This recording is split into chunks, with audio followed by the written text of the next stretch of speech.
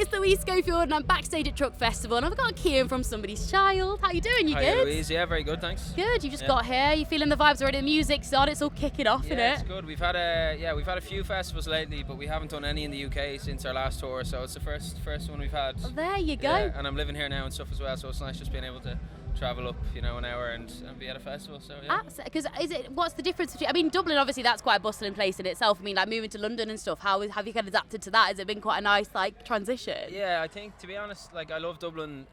It's just after COVID and stuff. I think creatively it just became a bit of a vacuum for me and the band.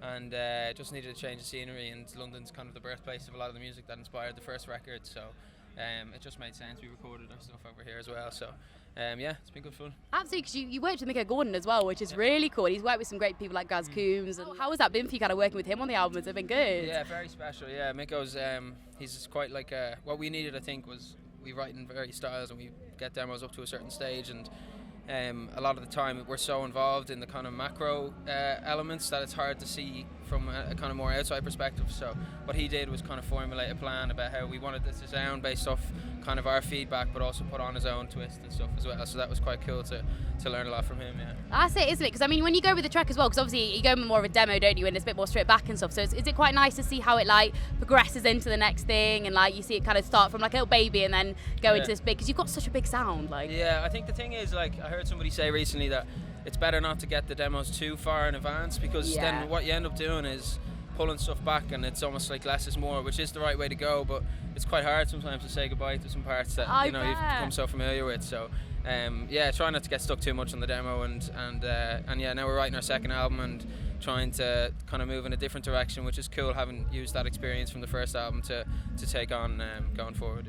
It is, and because you rework, of course, the songs as well for the album to Hold Me Like You Want It, because that's the first track that brought me to you, and I love that track. Nice. First time I listened to it, I got goosebumps, and I was like, I'm a fan of this tune. It's so big, and it's got such a great feeling to it as well. Is it quite nice to kind of rework them as well for the album and give them a bit of a different lease of life? Yeah, I think for two of them, like We Could Start a War and Hold Me Like You Want It, was difficult to.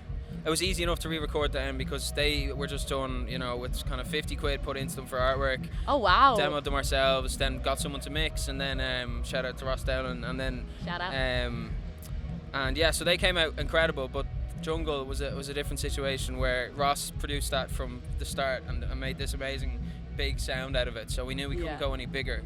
So we had to kind of rework it in a different way, and that involved kind of speeding it up and changing the tempo and the arrangement and stuff a little bit as well. So it is more of a puzzle, I guess, when you don't have that. You're almost trying to go back in as a new listener and readapt it a little bit. So it's definitely a different challenge to just recording a song that you haven't done properly before. But yeah, I mean, it's constantly kind of learning and evolving. So I like that stage of the process a lot. Well, that's it. Well, you've got a good tune when you can't go any bigger. So you know what I mean. That's a good position to be in, isn't it? Yeah. No, he did a great job on that, and I think it wouldn't have done it justice if we just tried to make the same tune again. So we had to change that a little bit. Whereas Hold Me Like You Want It and We Could Start a War, we wanted it to fit in with the album sound, which is a little bit more raw than what we'd previously been doing, and I guess a little bit more indie rock and moving in that direction and stuff as well. So yeah.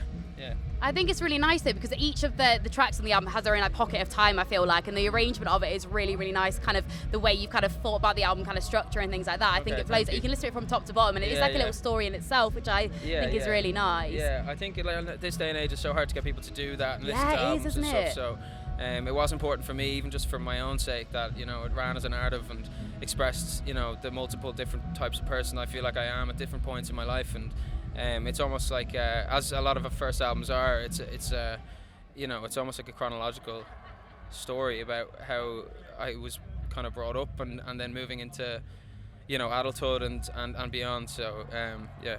That's the beauty of it though, isn't it, that you get to kind of play around with that, and you can kind of put your own kind of influence into it and stuff. And I think with your intros to each of your tracks as well, I love them because they're like a coming of age song. I feel like they could fit on a Netflix series very, very comfortably, which is great. There you go. Let's get them to get on board. Netflix, he's in. Get them on time.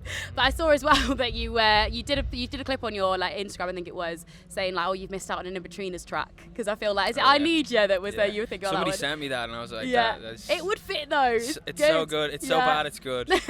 Yeah. But I think I Need You is one of my favourites off the album. I have to say, like, it's an absolute tune. Nice. We were listening to it on the drive down, and we were absolutely belting it out of the car. And I think it is that driving song that you can kind of like just let yourself go to. And the video was wicked as well, with the drifting culture that you added there, which was. What was it like filming in that car and having to sing?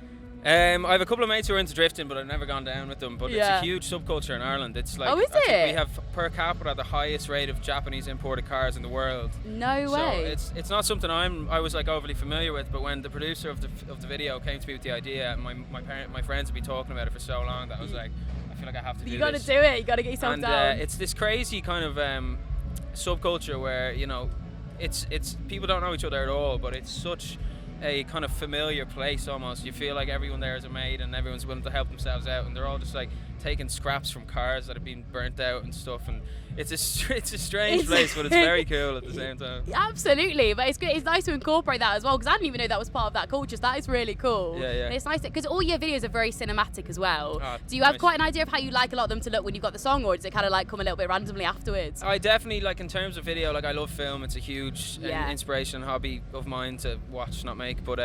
But yeah, so I definitely am not arrogant enough to think that my ideas are worthy of kind of being in films, but I love being part of the process and allowing the producers to have their own voice and tell their own story within the song. And I think that's a really, because I mean, releasing the music, it has to be coming from a certain vision and a certain place, but for the music is when you can really start to experiment on what the concept of the actual song could mean.